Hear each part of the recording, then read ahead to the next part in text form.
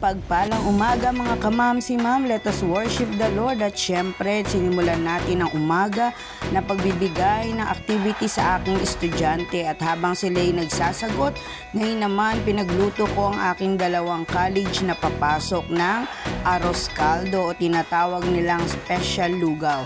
So syempre, ginisa lang natin ng sibuyas, bawang at luya at naglagay din tayo ng chicken breast para meron silang kainin kasama ng lugaw. At syempre, naglagay din ako ng ulo ng malalaking hipon para mas malasa ang ating arroz caldo. So hinayaan ko lamang maluto.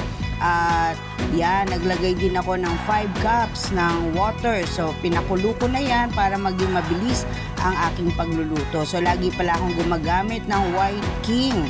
Pinakaraan, White King na champurado, ngayon naman for arroz caldo. So sinama ko lamang yan, hinalo-halo at hinintay na kumulo. Pagkatapos niyan, para mas masarap ang arroz caldo, syempre naglaga tayo ng itlog. And tanan! Eto na ang aking special arroz caldo. Ready na kids! Blessed morning everyone! Thank you for watching!